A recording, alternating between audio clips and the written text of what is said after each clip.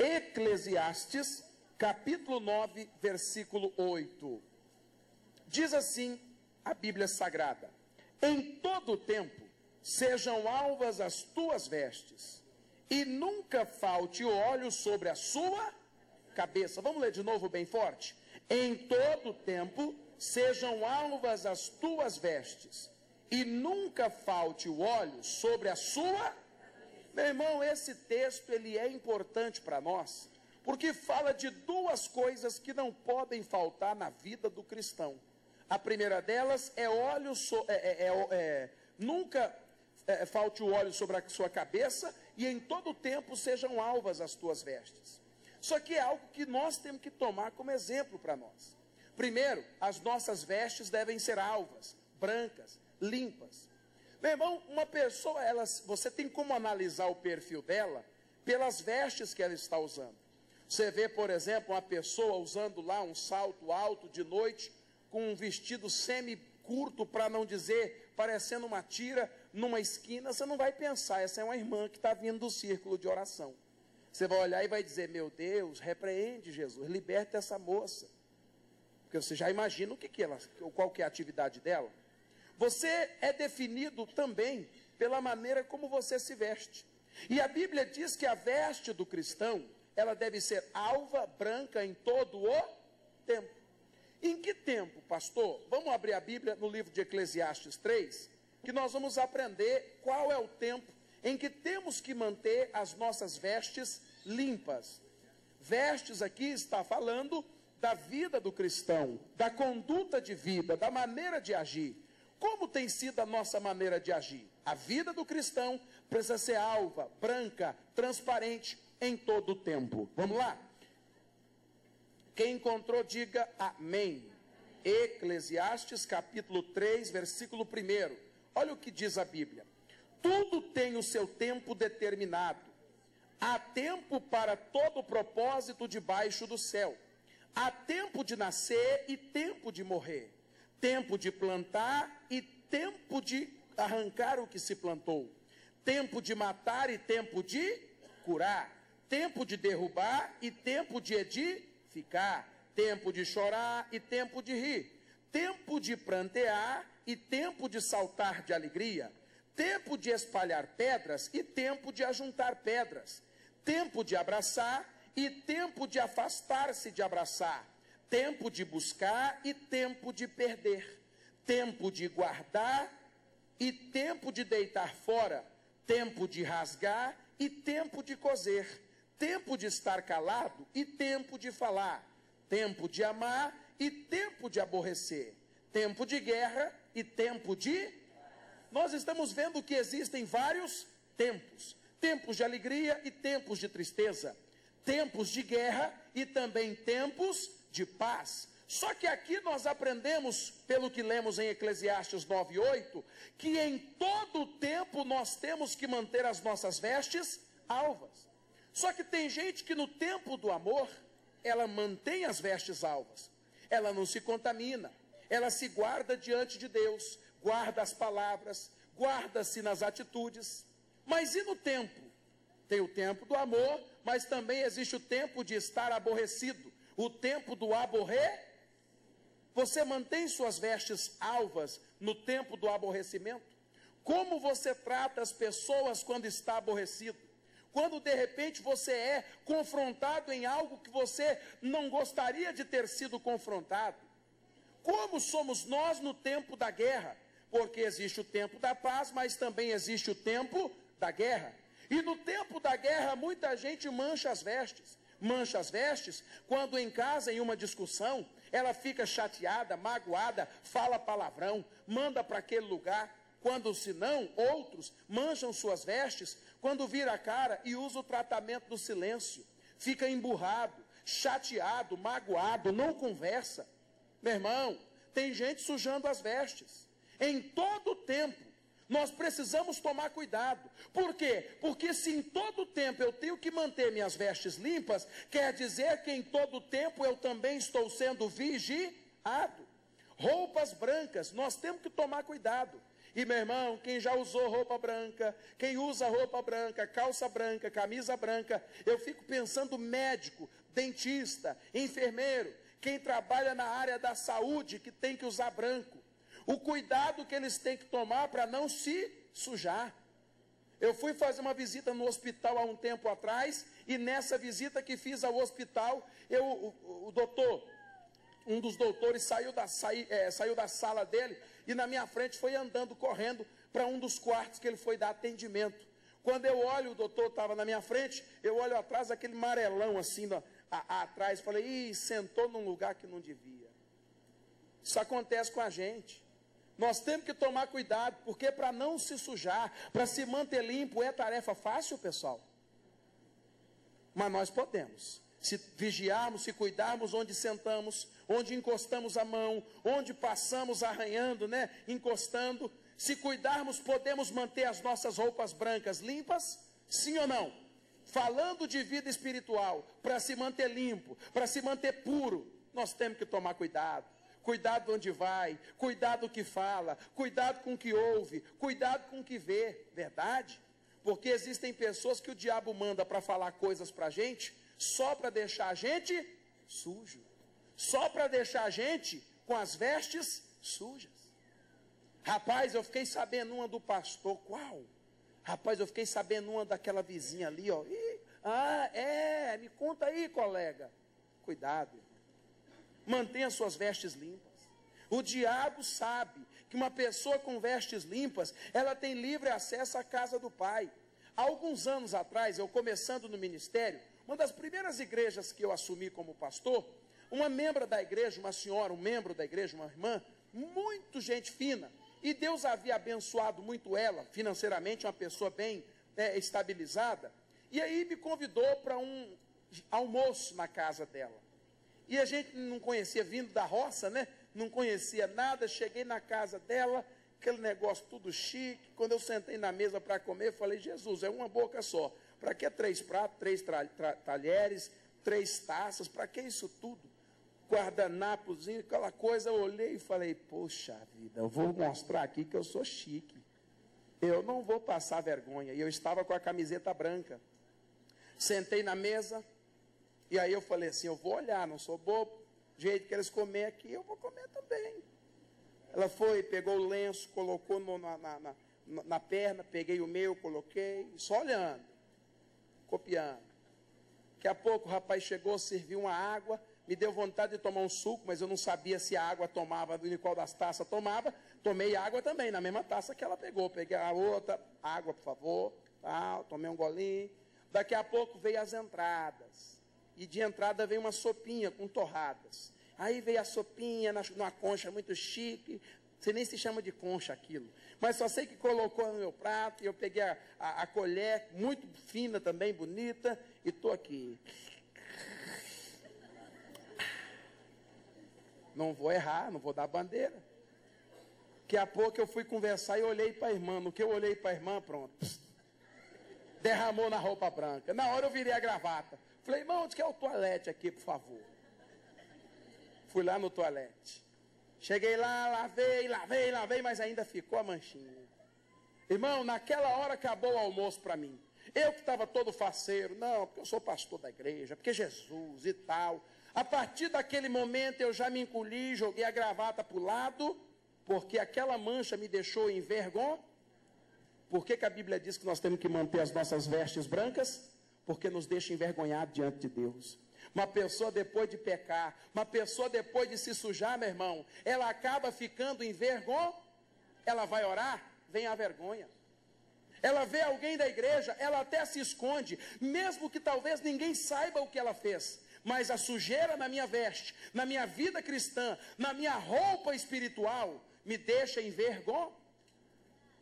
Irmão, e uma pessoa quando chega num lugar que ela sabe que a roupa dela está limpinha, que está tudo bonitinho, ela entra toda faceira. Entra ou não entra?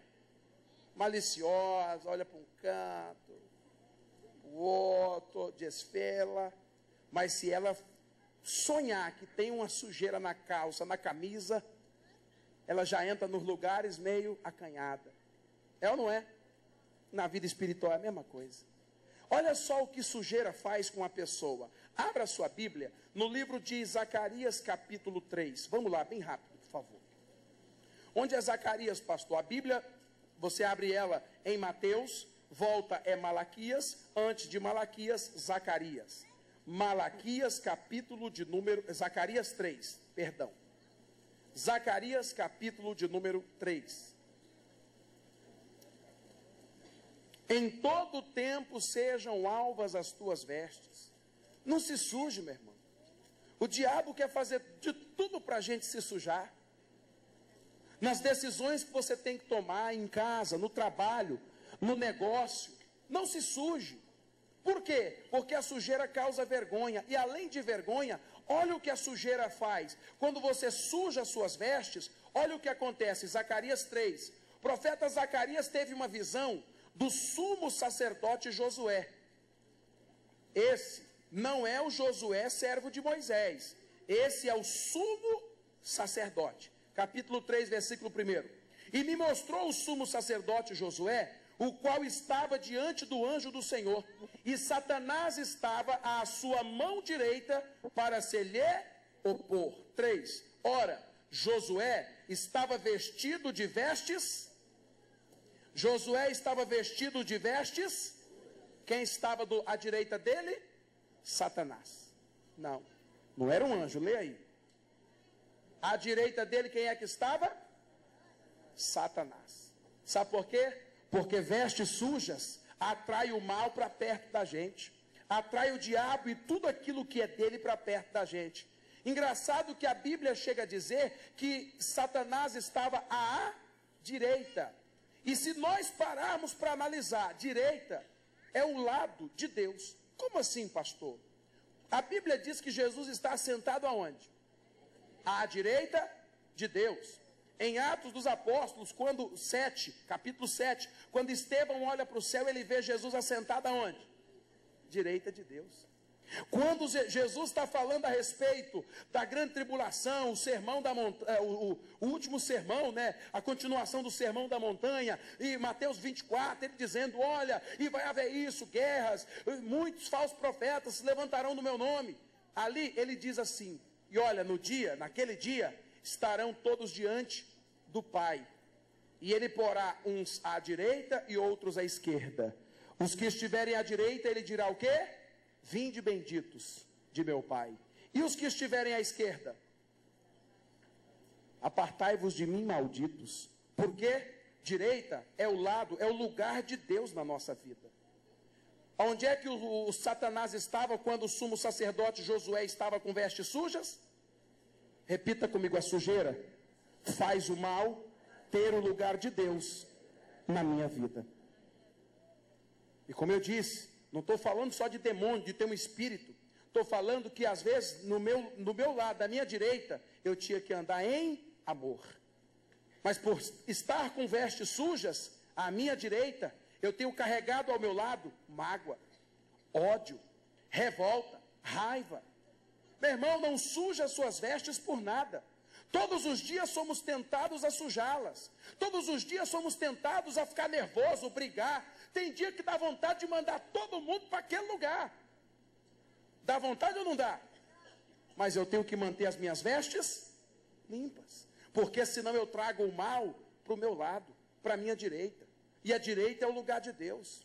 Deus não pode habitar em lugar, meu irmão, onde há sujeira. Quando o sumo sacerdote se apresentou sujo diante do anjo, quem se apresenta do lado dele? Satanás. E para quê? Versículo 1. Para se lhe opor. Quando há sujeira na minha vida, eu enfrento oposição. Quando há sujeira na minha vida, nada do que eu intento dá certo. Por quê? Porque Satanás vai se opor.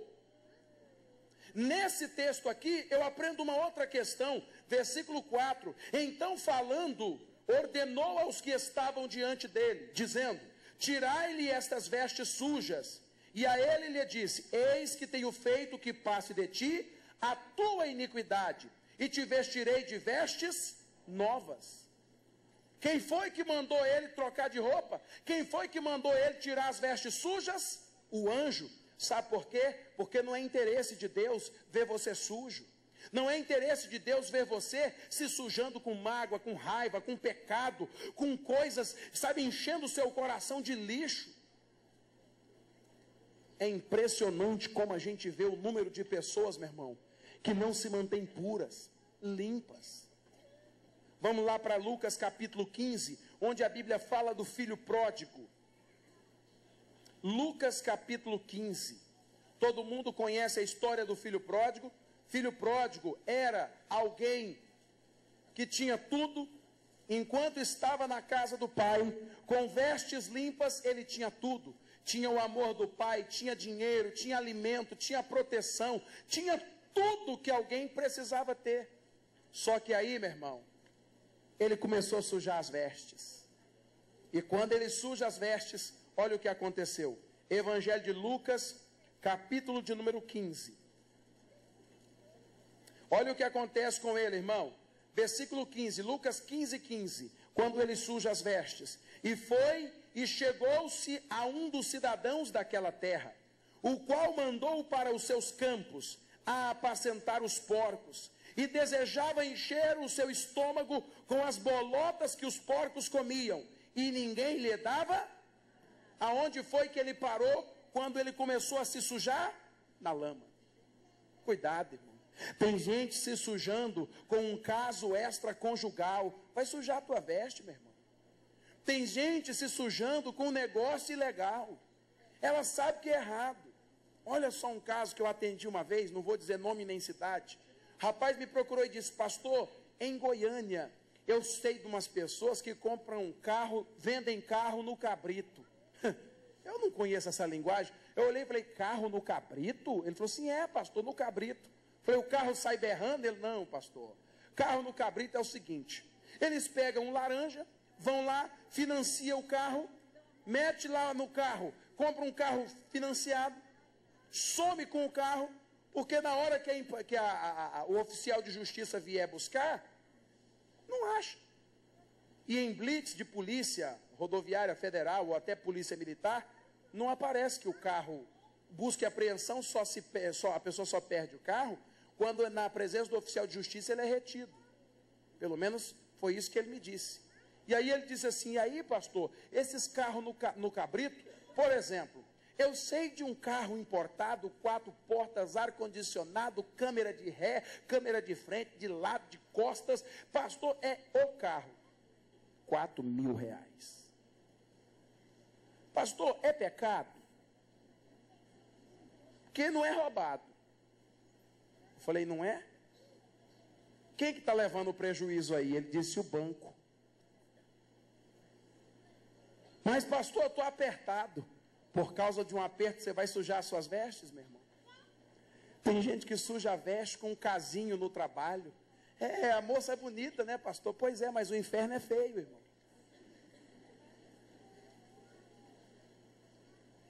Cuidado. Tem gente sujando as vestes, passando a perna nos outros. É feio. E além disso, mas ninguém sabe. Mas e Deus? Porque estamos falando não de vestes materiais, estamos falando de vestes espirituais. Gente que no secreto do seu quarto, na internet, quando ninguém está te vendo. Em Mateus 6, Jesus falou o seguinte: olha, quando você for orar, entra no teu quarto, fecha a tua porta, porque seu pai que te vê em secreto te recompensar.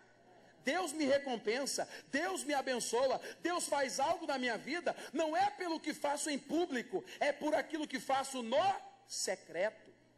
Só que tem gente no secreto se sujando. Prostituição, pornografia, conversas de celular, MSN, Facebook.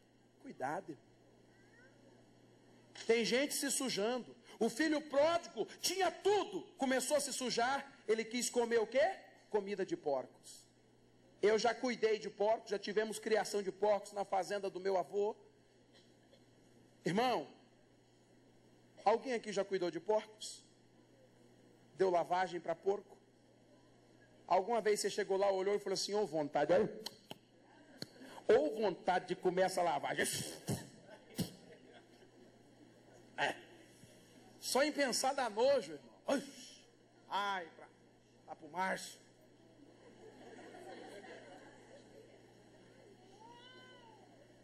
Dá vontade? Quando nós sujamos as nossas vestes, aquilo que todo mundo detesta é o que a gente começa a fazer. É aquilo que a gente começa a praticar, a desejar. Só que ele caiu em si. Versículo de número, Lucas 15, versículo de número 17. E caindo em si disse: quantos trabalhadores de meu pai têm abundância de pão, e eu aqui mereço de fome? Versículo de número 20 agora. E levantando-se foi para seu pai, e quando ainda estava longe, viu o seu pai, se moveu de íntima compaixão, correndo, lançou-se-lhe ao pescoço e o beijou. E o filho lhe disse: pai, pequei contra o céu e perante ti, já não sou digno de ser chamado teu filho. Mas o pai disse aos seus servos: trazei depressa a melhor roupa, e vestilho, e ponde um anel na mão e sandálias nos pés, e trazei o bezerro cevado, matai-o e comamos, e diga amém. Filho resolveu voltar, mas ainda estava com vestes sujas, para o pai devolver para ele. Anel indica autoridade. Por exemplo, uma pessoa quando se forma em um curso superior, é comum você ver no dedo de quem se forma um anel. O advogado tem um anel, e cada anel tem uma simbologia. Uma pedra vermelha é uma coisa, pedra azul é outra, e por aí vai. O pai mandou botar um anel. Não mandou? Anel estava indicando que ele estava tendo direito de volta a tudo aquilo que era do pai, que havia sobrado, que havia ficado, porque o pai tinha muito. O que o filho levou não fez falta. Porque a casa do pai é uma fonte inesgotável de riqueza. Amém? Só que, antes de colocar o anel no dedo, que significa devolução de tudo que ele havia perdido, antes de colocar sandália nos pés, porque ele andava descalço. Isso aqui indica pisar firme. Ninguém que anda descalço, pessoa que anda descalço, dependendo do chão, ela anda meio com medo de pisar num prego, num negócio. É ou não é? Mas quando você está calçado, meu irmão, você anda firme. Para ele andar firme, para ele recuperar a autoridade que perdeu, qual foi a primeira coisa que o pai fez? Trocou as vestes. Você tem que trocar suas vestes. Quer recuperar a vida que perdeu, quer recuperar a saúde, quer recuperar o casamento, quer recuperar a vida espiritual, quer recuperar qualquer coisa. Antes de mais nada, primeira coisa, limpe as vestes. Troque as vestes sujas, meu irmão. Porque a partir do momento que ele trocou as vestes, tudo que perdeu veio de volta. Inclusive sandálias, para andar com firmeza e não mais vacilar na caminhada com o pai. Diga amém. Só que aqui tem um outro texto para completar e fechar o que nós estamos falando. Apocalipse 7,13. Nós vamos orar já já e participar da Santa Ceia. Apocalipse capítulo 7, versículo de número 13. Olha o que diz a Bíblia. E um dos anciãos me falou dizendo: e estes, vestidos de vestes brancas, quem são e de onde vieram? 14. E eu disse-lhe: Senhor, tu o sabes. E ele disse: estes são os que vieram da grande tribulação, lavaram as suas vestes e as branquearam no sangue do... Diga amém. Olha que bonito, repita comigo: passaram, mais forte, passaram pela grande tribulação, sem sujar as vestes. Tem gente que tem passado por uma luta no casamento, suja as vestes. Um problema no trabalho. Pastor, é porque fulana, o senhor não conhece fulana. Pastor, não conheço, mas eu conheço o que a Bíblia diz que você tem que fazer. Passaram pela grande tribulação. Isso aqui é uma visão que João estava tendo. Se você conhece Bíblia, você sabe que a grande tribulação é o período de agonia que virá sobre a terra, que nunca na terra houve antes um tempo de dor, agonia e tristeza. Porque nessa época, os cristãos já estarão nos céus, já foram arrebatados e levados para viver ao lado, nas bodas do Cordeiro, ao lado de Cristo.